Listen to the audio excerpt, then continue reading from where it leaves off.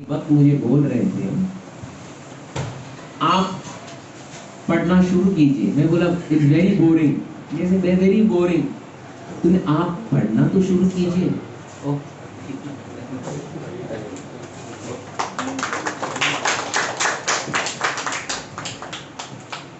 ये बहुत बोरिंग होगा, लेकिन इसका मतलब ये नहीं कि आप भगवद गीता अंदर रखोगे शेल्फ में, फिर कभी एक क्लास है तभी निकालेंगे, ऐसा दूर पड़ा रहेगा। नो। और वो एक बहुत अच्छी बात बोले, आप इसको आप जरा नोट कीजिएगा। आप बोले आप पढ़िए, पहली बार पढ़िए समझ में नहीं आएगा, वापस पढ़िए तभी भी समझ में नहीं आएगा। तीसरी बार पढ़िए थोड़ा समझ में आएगा। चौथी बार पढ़िए और समझ में आएगा। पांचवी बार पढ़िए और समझ में आएगा। छठी बार पढ़िए, सातवीं बार पढ़िए, फिर आखिर में ऐसा होगा ये बुक को आप नीचे नहीं रख पाओगे। जैसे आज इसको कोई नीचे नहीं रखता है, पता है आपको? ट्रेन हो या बस हो या बाथरूम हो, कोई भी हो, इसको नीचे, ये उनका प्राण धन है। हाँ। उससे ज्यादा इसको आप नीचे नहीं रखोगे। इसलिए दामोदर सखा प्रभु भी बोल रहे थे कि will speak on Bhagavad Gita, start from Bhagavad Gita. तो ये क्लासेस जो है, ये मैं अभी ये बताता हूँ आपको ये कैसा क्लासेस रहेगा। मैं आपको बताता हूँ, ये प्रवचन टाइप नहीं रहेगा। मैं आपको पहले बताता हूँ, ये प्रवचन टाइप में मैं बोलूंगा और आप सुनते रहेंगे, 1.5 घंटा सुनते रहेंगे। No, it is not like that. ये बात भी करेंगे, इसके बारे में एक पैराग्राफ लेंगे, उसको लेंगे, उसके ऊपर विचार विमर्श करेंगे, जो भी आए। फिर वो पैराग्राफ के लिए उतना ही, वो क्लास के लिए उतना ही होगा। फिर अगले क्लास के लिए आप लोगों को होमवर्क दिया जाएगा, अगला पैराग्राफ आप पढ़ के आ जाओ। क्योंकि अगला पैराग्राफ जब आप पढ़ के आएंगे, मैं ही नहीं बोलूंगा, आप लोग भी बोलोगे। आप लोग क्या वो पढ़े, उसमें क्या साक्षात्कार आया है, वो आप लोग भी मुझे बताओगे। ये बोलते हैं ना, भगवद गीता ये ऐसा ग्रंथ है, इतना सुंदर ग्रंथ है। आज भी कई भक्त बोलते हैं कि ऐसा मानो पहली बार पढ़ रहे, हालांकि 30-40 बार पढ़ गए, लेकिन ऐसा क्योंकि इसमें भगवान की शक्ति, भगवान और इनके शब्दों में कोई अंतर नहीं है। ये भगवद गीता में उतना शक्ति है। हम अपने जीवन इसके अनुसार कैसे बिताए, ये भगवान हमें मार्गदर्शन करेंगे। जस्ट वो निकालना है और पढ़ना शुरू करना है। लेकिन वो पढ़ने की प्रेरणा के लिए ये भक्तों को इकट्ठा किया जाता है। इसलिए दामोदर सखा प्रभु, क्योंकि हम लोग अकेले पढ़ना शुरू करें तो जशी है तशी, हम समझत नाही, जशी आहे तशी ठेवूया, बोरिंग आहे, मोबाईल मध्ये काहीतरी करूया, ये नको, नहीं होता है। इसलिए उन्होंने नहीं, हम इकट्ठा करेंगे, भक्त लोग एक साथ होंगे, फिर इसके ऊपर विचार विमर्श करेंगे, फिर let us think about it. तो आज हम will start from the start. तो मुझे कोई वॉलंटियर चाहिए, कौन है वॉलंटियर करने के लिए? आज का एक मैं उनको माइक दूंगा, वो मैं जो बोल रहा हूँ वो करेंगे। कौन है? प्रभु जी, माता जी, कोई है volunteer? Yes, you got the it's Hindi Marathi, हाँ चलेगा, नो इशू। देखिए प्रभु जी, मेरे पास इंग्लिश है, जिनके पास मराठी भगवद गीता जैसी है तैसी, नो प्रॉब्लम। हिंदी भगवद गीता जैसी है तैसी, नो प्रॉब्लम, रहने दीजिए। English Bhagavad Gita as it is, no problem. हाँ प्रभु जी, आज वॉलंटियर करेंगे। मैं जो बोलूंगा प्रभु जी आप वो बोलेंगे, और सब लोग, आप सबके पास as it is Bhagavad Gita है ना प्रभु जी? जरा खोल दीजिए प्रभु जी।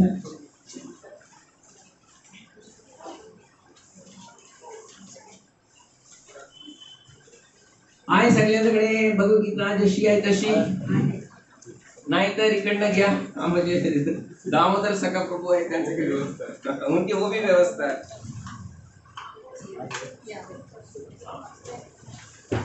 किसी को चाहिए, कोणाला हवी आहे?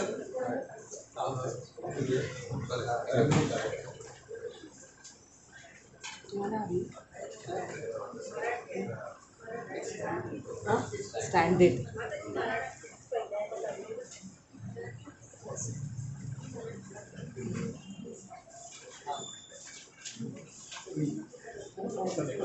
Hello.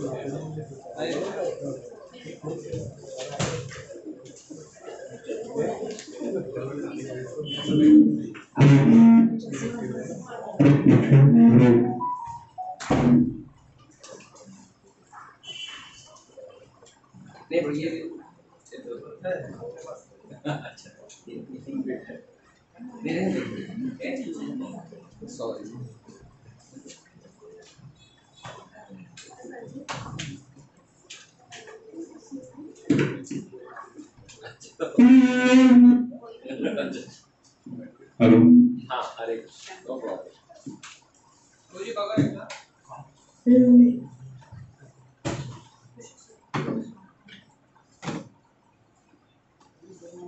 Hello hello. Hare Krishna. हाँ, तो प्रभु जी सबके पास है Bhagavad Gita? No problem, okay.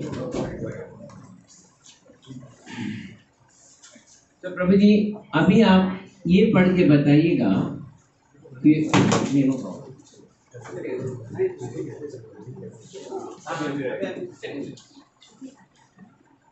ये भगवद गीता जो प्रभुपाद लिखे हैं, अनुवाद किए हैं, ये किसको समर्पण किया गया है? बघितलं का समर्पण? समर्पणचं पेज बघा हिंदीमध्ये, डेडिकेटेड टू आप फर्स्ट सेकंड पेज में ही है टू। हाँ बघा समर्पण काय लिहिलेलं आहे? श्री बलदेव विद्याभूषण। क्या है पूरा सब पढ़ लीजिए प्रभु, क्या है मराठी में? समर्पण वेदांत तत्वज्ञानावर सुंदर गोविंद भाष्य लिहिणारे श्रील बलदेव विद्याभूषण यांना समर्पित। हाँ चलो मैं आपको ये बताता हूँ कि बलदेव विद्याभूषण ये कौन है? कोई बता सकते हैं बलदेव विद्याभूषण कौन है?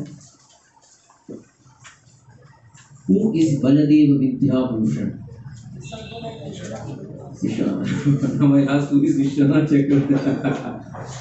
बलदेव विद्याभूषण, विद्या का आभूषण था बलदेव विद्याभूषण। ये आप समझ लो एक 1600 शताब्दी, 1600-1700 शताब्दी में उनका जन्म हुआ था। और ये इनको क्यों समर्पण किए बता सकते हैं आप? हाँ वेरी गुड, बहुत अच्छी बात। और कोई बता सकते हैं कहाँ बलदेव विद्याभूषण? देखिए हम लोग पहला स्टार्टिंग का भगवद गीता चालू नहीं किए, समर्पण क्यों प्रभुपाद ने बलदेव विद्याभूषण को किए हैं, इसकी एक बहुत अच्छा कहानी है। बलदेव विद्याभूषण का जन्म बालेश्वर, कहाँ है बालेश्वर? कोई बता सकता है? इस बालेश्वर ओडिशा, हाँ ओडिशा बालेश्वर। वहां पे बहुत अच्छा भगवान का मंदिर है, कौन सा? रेमोना, क्षीरचोर गोपीनाथ का मंदिर, वहां पे उनका जन्म हुआ था।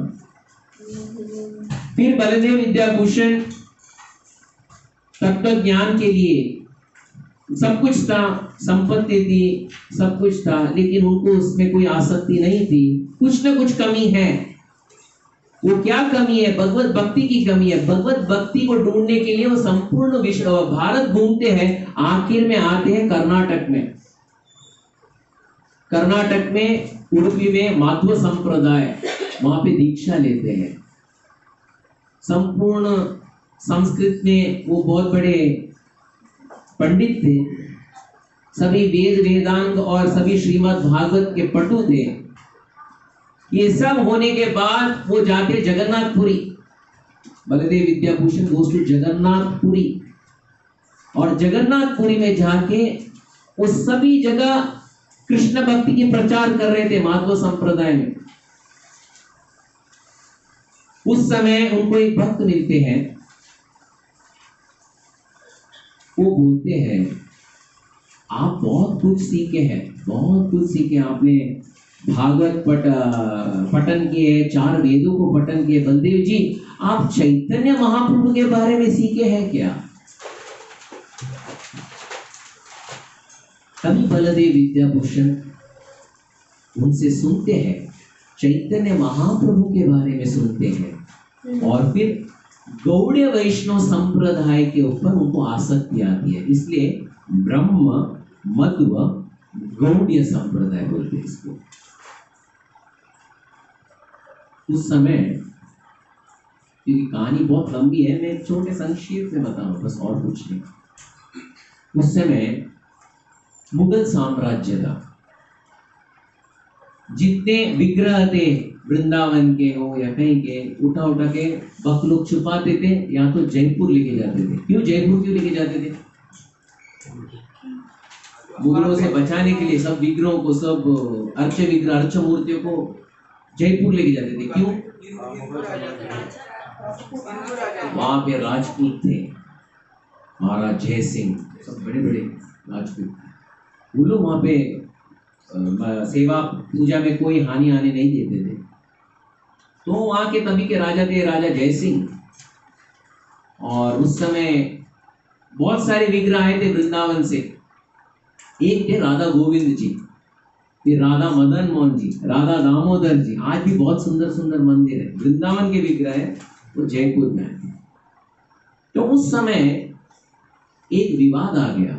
राजा जय सिंह हर बार राधा गोविंद जी, कौन कौन गए जयपुर में राधा गोविंद जी के मंदिर में?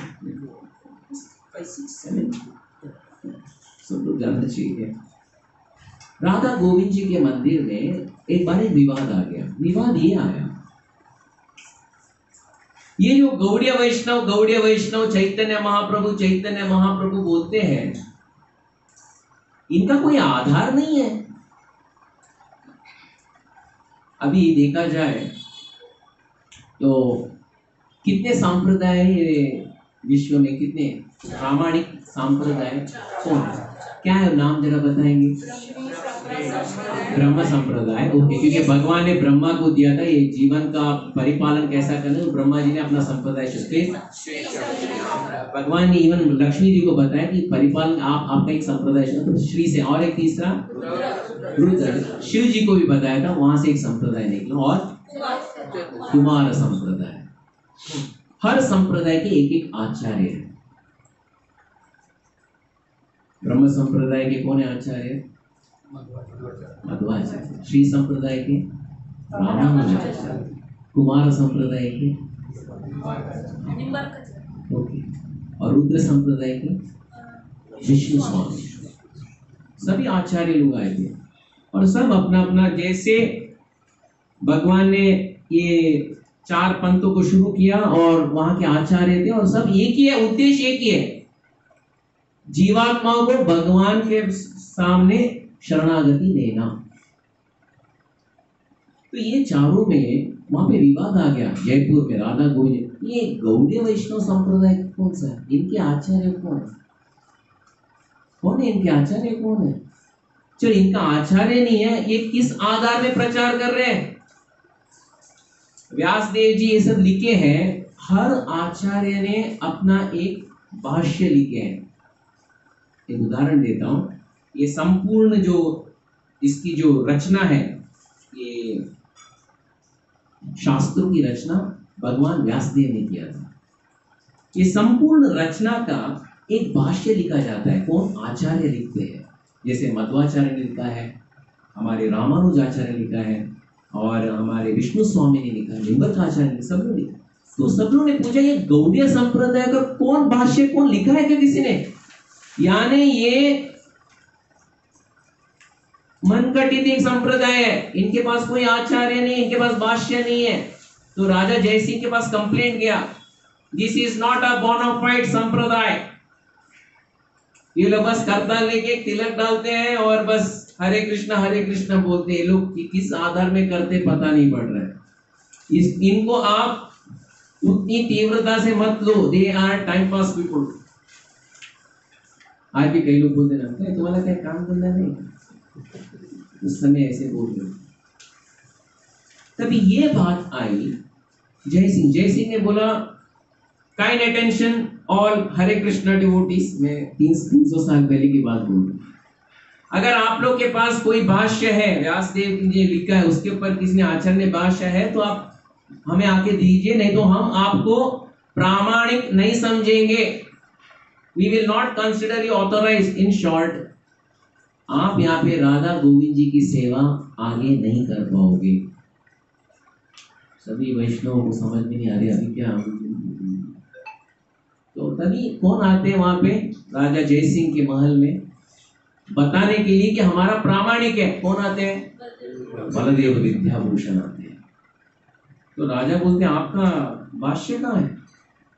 कहाँ है यार? व्यास देव जी ने लिखा है, उसके लिए भाष्य चाहिए। मध्वाचार्य लिखे हैं, रामानुजाचार्य लिखे हैं, बाकी के 2 आचार्य लिखे हैं, आपका कौन सा भाष्य है? चैतन्य महाप्रभु ने भाष्य लिखा है, उनमें हमारा भाष्य श्रीमद् भागवत है। नहीं, वो तो हम भी उसको पालन करते, लेकिन आपका भाष्य क्या है? कोई तो आचार्य लिखना चाहिए। बोलते मुझे समय दीजिएगा। राजा बोलते कितना दिन का समय चाहिए? 3 दिन।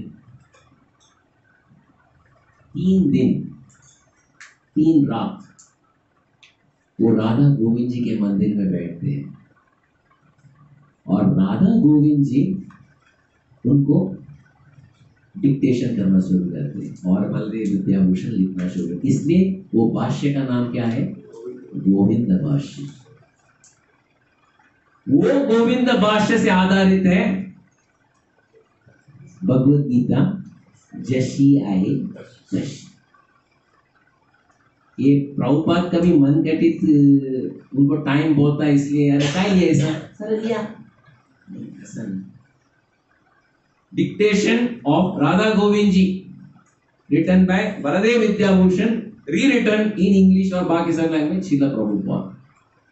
समझ में आपको? इसलिए समर्पण गोविंद भाष्य बलदेव विद्याभूषण को दिया गया है। ओके प्रभु जी, अभी हम आगे बढ़ते हैं। इसमें समर्पण हुआ, फिर आगे बढ़ते और क्या मिलता है? अनुक्रमणिका। अच्छा, कंटेंट्स में हम बाद में आ जाएंगे और आगे बढ़िएगा, क्योंकि जब हम चैप्टर चालू करेंगे भगवत गीता का तभी वो कंटेंट्स में आए। उसके आगे क्या है? वो पार्श्वभूमि, सेटिंग द सीन। देखिए, ये सेटिंग द सीन जो है पार्श्वभूमि है।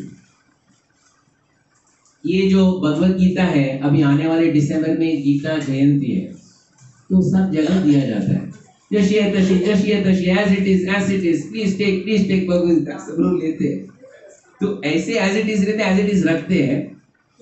यही पूरा विश्व में इसका गीता वितरण होता है कि गीता जयंती का समय। तो उस समय देखिए, अमेरिका, लंदन, अभी शायद भारत में भी ये परिस्थिति आया होगा, लेकिन अमेरिका, लंदन, जर्मनी, यूरोप में अगर एक खोले भगवत गीता, कृष्ण कौन है वो पता नहीं उन्हें, अर्जुना वो भी पता नहीं, भीष्म वो भी पता नहीं, युधिष्ठिर वो भी पता नहीं। तो इसको समझना आना चाहिए, इसलिए वो पार्श्वभूमि दिया गया। Setting the scene has been given there. तो हम वो सेटिंग द सीन में हम नहीं जाएंगे, हम आगे जाते हैं, आगे बढ़ते हैं। और क्या है प्रभु जी? मनोगत, दैट इज प्रीफेस। तो प्रभु जी आप प्रीफेस पढ़ना शुरू कर दीजिए। भगवद्गीता जशी आहे तशी या ग्रंथाचे आता जे स्वरूप आहे त्या स्वरूपातच मी प्रथम हा ग्रंथ लिहिला। तथापि जेव्हा हा ग्रंथ पहिल्या वेळेस प्रसिद्ध झाला तेव्हा दुर्दैवाने मूळच्या हस्तलिखितातील पाने कापून त्याची संख्या 400 पानांपेक्षा कमी करण्यात आली। त्यावेळी प्रसिद्ध झालेल्या पुस्तकात चित्रे नव्हती आणि भगवद्गीतेतील बहुतेक मूळ श्लोकांचे विवरणही नव्हते। श्रीमद् भागवत, श्री ईशोपनिषद इत्यादी माझ्या इतर सर्व पुस्तकांतील पद्धत अशी आहे की मी प्रथम मूळ श्लोक देतो, त्यानंतर प्रत्येक संस्कृत शब्दाचा अर्थ देतो व नंतर श्लोकाचे भाषांतर व त्यावरचे भाष्य देतो। या पद्धतीमुळे पुस्तक फार समप्रमाण व विद्वत्तापूर्ण होते आणि श्लोकाचा मूळ अर्थ अगदी स्पष्ट होतो। म्हणून जेव्हा गीतेवरील माझ्या मूळच्या हस्तलिखितांची पाने कमी करण्यात आली तेव्हा मला काही फार बरे वाटले नाही, परंतु नंतर जेव्हा भगवद्गीता जशी आहे तशी या ग्रंथाची मागणी फार वाढली तेव्हा पुष्कळ विद्वानांनी आणि भक्तांनी मला आग्रह केला की पुस्तक मूळ मोठ्या स्वरूपात प्रस्तुत करावे। तेव्हा मॅकमिलन अँड कंपनी यांनी पुस्तकाची संपूर्ण आवृत्ती प्रकाशित करण्याचे मान्य केले। याप्रमाणे सध्याचा हा माझा प्रयत्न म्हणजे कृष्ण भावनामृत आंदोलन अधिक दृढ आधारावर स्थापित व्हावे आणि अधिक प्रगतीपर व्हावे याकरिता संपूर्ण परंपरा गुरु शिष्य परंपरा मान्य स्पष्टीकरणासह या महान ज्ञान ग्रंथावरील मूळ हस्तलिखित प्रस्तुत करणे हा आहे। थैंक यू प्रभु जी। आज के लिए यहाँ तक ही हम विराम देंगे। ये क्या बता रहे हैं शिला प्रभुपाद यहाँ पे? इन्होंने जो पढ़ा आप लोगों ने सब सुना, क्या बोले उन्होंने? आप लोगों को क्या समझ में आया?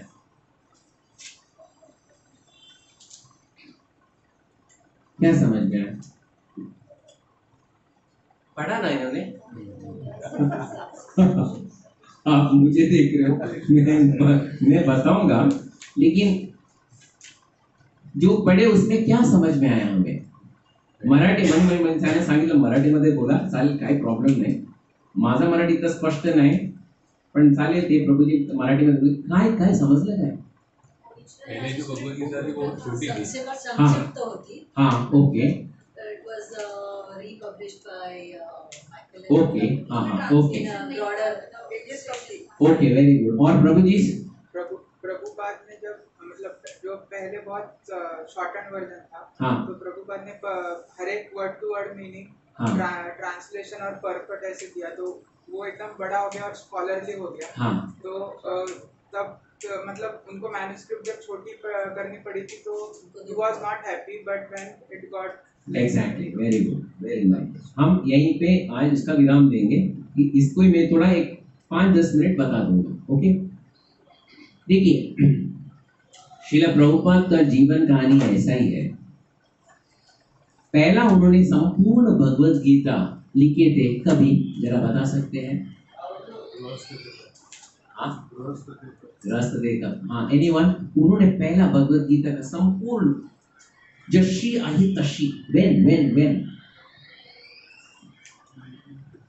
जब वो गृहस्थ थे तभी उन्होंने लिखा था। बहुत बड़ा होते ना एकदम उसके पेज पूरा भर गया था। वो पब्लिशर को देने वाले ही थे। वो बोला हाँ मैं करके दूंगा आपको। दिल्ली में एक पब्लिशर था, वो देने वाले थे। उन्होंने घर पे रखा था और वो दूसरे दिन ही पब्लिशर वो लेके जाके उसका छापना प्रिंटिंग में चले जाने वाला था। प्रूफ रीडिंग में हो गया था, वो प्रिंटिंग में जाने वाला था। प्रभुपाद को इतनी खुशी हो रही थी कि पहली बार मेरे गुरु ने बोला था कि ये अंग्रेजी में प्रचार करना है और ये पहला ग्रंथ हुई श्रीमद् भगवद गीता संपूर्ण इतना मेहनत करके जितने आचार्य उन्होंने उसका सार दिया वो सब यहाँ पे लिख के दिया है। आने वाले कलयुग के लिए ये मार्गदर्शन है, ये सोच के वो रखे थे और अपने काम के लिए बाहर गए थे। शाम को जब आए नो फूल्स के पेपर,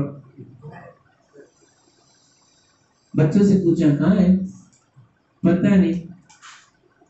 तभी किससे पूछा? Home minister. उसके पेपर भगवत गीता। हाँ क्या किया मैंने वो भगवत गीता का? वो हमें पता नहीं वो क्या था एक रद्दी था। क्या किया? रद्दी वाले को दे दिया। उससे क्या लेके आए? चाय की पत्ती लेके। बस इतना मेहनत किया हुआ पब्लिश में जाने वाला ही था। became like this। बहुत दिल टूट गया। उन्होंने एक ही प्रश्न पूछा अपने अर्धांगिनी से, आपको पति चाहिए कि चाय चाहिए? उन्होंने क्या बोला? पति को तो छोड़ सकते हो, चाय को नहीं छोड़ सकते। बस हृदय में उन्होंने संन्यास स्वीकार कर लिया। ये किया था मैं मेरे गुरु के जो आज्ञा और वाणी को परिपूर्ण करने के लिए मैं भगवत गीता इतना प्रयास किया। आज शायद ये भगवान का ही एक देन है मुझे वैराग्य लाने के लिए। I have to get out of this place. वो निकल गए, संन्यास लिए, फिर अमेरिका गए, वहां पे प्रचार करने गए और वहां पे वापस भगवत गीता रीराइटिंग 700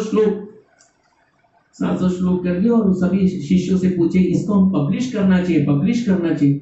वो लोग बोले हाँ पब्लिश करना चाहिए, लेकिन हमारे पास पैसे नहीं है। पब्लिश तो करना है।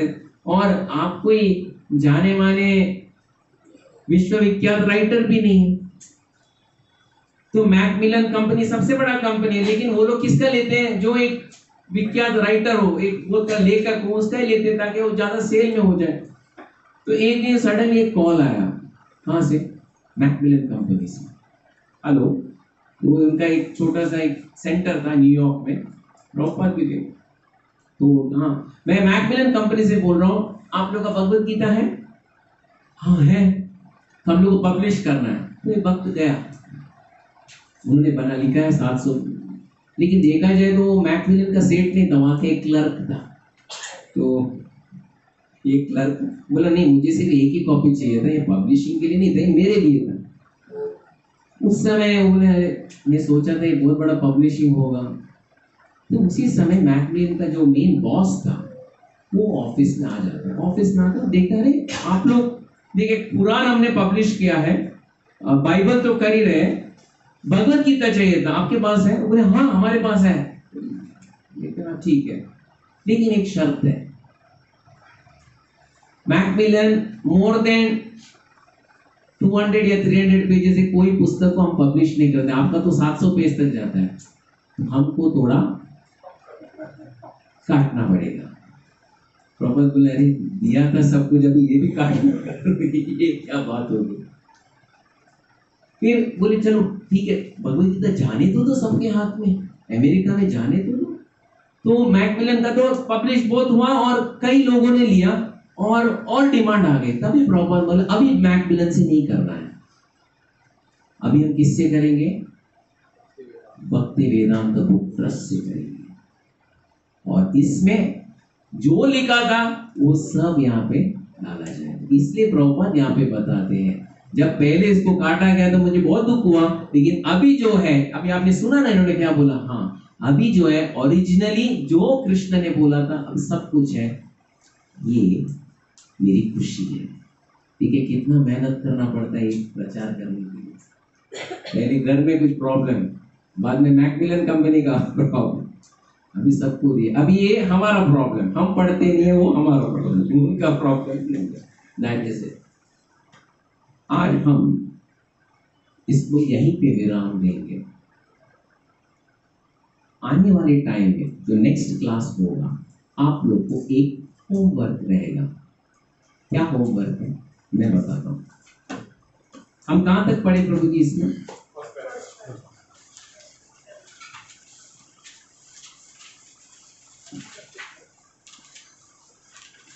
फर्स्ट पैराग्राफ पढ़े है ना प्रभु जी? हाँ। सेकंड पैराग्राफ अगली बार आप लोग सबको पढ़ के आना है। अगले बोले तो अगला सैटरडे तो नहीं है प्रोग्राम, ये कब प्रभु जी बोलेंगे प्रोग्राम में तभी है, मतलब 15 दिन के बाद। तो मैं निवेदन करता हूँ 15 दिन के लिए एक एक दिन एक एक लाइन भी पढ़ लिए तो 15 दिन तक आप खत्म भी कर देंगे, that's not a problem, but पढ़ने का प्रयास कीजिए। प्रभु जी आप सिर्फ just read that second paragraph. आमचे कृष्ण भावनामृत आंदोलन अत्यंत शुद्ध स्वरूपाचे, ऐतिहासिक दृष्ट्या अधिकृत, स्वाभाविक व आणि दिव्य आहे, कारण ते भगवत गीता जशी आहे तशी वर आधारलेले आहे। हे आंदोलन हळूहळू संपूर्ण विश्वातील, विशेष करून तरुण पिढीत सर्वात लोकप्रिय होत आहे। जुन्या पिढीला सुद्धा या आंदोलनात स्वारस्य वाटू लागले आहे। प्रौढ वर्गाची रुची इतकी वाढत चालली आहे की माझ्या शिष्यांचे वडील व आजोबा आमच्या आंतरराष्ट्रीय कृष्ण भावनामृत संघ या महान संस्थेचे आजीवन सदस्य होऊन आम्हाला प्रोत्साहन देत आहेत। लॉस एंजेलिस अमेरिकेतील एक शहरमध्ये अनेक मातापिता माझ्याकडे कृतज्ञता व्यक्त करण्यासाठी यायचे की मी जगभर कृष्ण भावनामृत आंदोलनाचे नेतृत्व करत आहे। त्यापैकी काही लोकांच्या मते अमेरिकन लोक अत्यंत भाग्यवान आहेत, कारण मी कृष्ण भावनामृत आंदोलनाचा शुभारंभ अमेरिकेत केलेला आहे। परंतु वास्तविक या आंदोलनाचे मूळ जनक स्वतः भगवान श्रीकृष्ण आहेत, कारण हे आंदोलन फार प्राचीन काळी सुरू झाले होते आणि गुरुशिष्य परंपरेद्वारे मानव समाजात चालू राहिलेले आहे। जर या संबंधी माझे काही श्रेय असेल तर ते माझे वैयक्तिक श्रेय नसून माझे नित्य आध्यात्मिक गुरु ओम विष्णुपाद परमहंस परिव्राजकाचार्य 108 श्री श्रीमद भक्ति सिद्धांत सरस्वती गोस्वामी महाराज प्रभुपाद यांची आहे. थैंक यू प्रभु जी। ये पढ़िए, अगली बार जब आएंगे आप, हर एक व्यक्ति आप ये जो सेकंड पैराग्राफ पढ़ लीजिएगा। पढ़ने के बाद इसके ऊपर आप विचार कीजिएगा, मनन कीजिएगा, नमन कीजिएगा, इसमें क्या साक्षात्कार आया।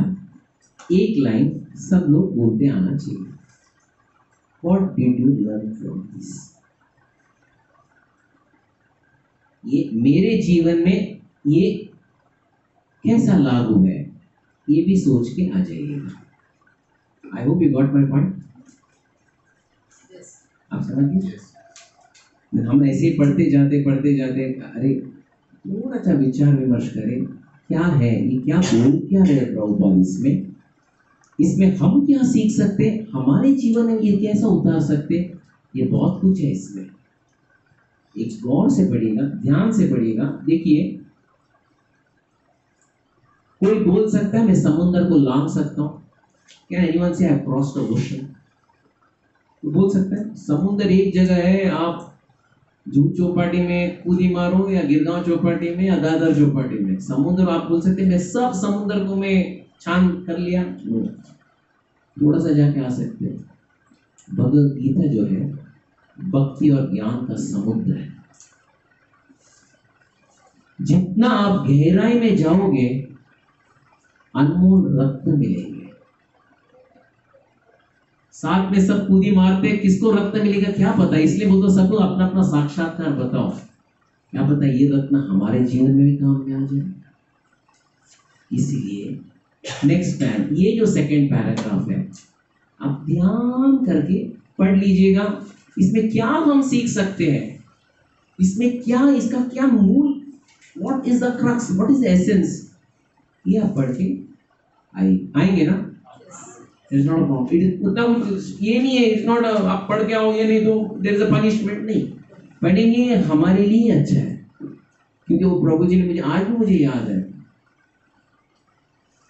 आप सिर्फ भगवद गीता पढ़ना शुरू करो, एक समय आएगा आप भगवद गीता को प्रेम करना शुरू कर दोगे। जैसे अभी सब इसको प्रेम करते हैं, इसको छोड़कर भगवान का वाणी के ऊपर प्रेम करना शुरू करो। इसलिए ये बोलकर मैं आज के प्रवचन को यहीं पे विराम देता हूँ। अर्जुन, क्योंकि ये भगवद गीता का वाणी अर्जुन को बोला गया था, उनको सिर्फ आधार बना के भगवान ने भगवद गीता उनको बताए थे। और ये भगवद गीता कौन से ग्रंथ में लिखा गया है? ये भगवद गीता सेपरेट एक ग्रंथ नहीं है। किसमें लिखा गया है? महाभारत में लिखा गया है। महाभारत में लिखा, तो महाभारत में युद्ध शुरू ही हो रहा है और भगवान कृष्ण बोलते चलो गेट रेडी, विल फाइट। तभी अर्जुन एकदम समझ में नहीं आ रहा है, उसके पास गांडीव है, वही गांडीव, वही बाण, वही सब कुछ, अर्जुन है वही द मेन प्लेयर। लेकिन सडनली उसका पसीना पसीना छूट जाता है। अभी क्या करना चाहिए? मेरा मन विचलित हुआ है। ये किसके लिए? जिसका मन विचलित हुआ है उसके लिए ये ग्रंथ है। देखा जाए तो सबका मन विचलित है, किसका मन स्थिर है? कभी कभार लगता है क्यों भक्ति लिए।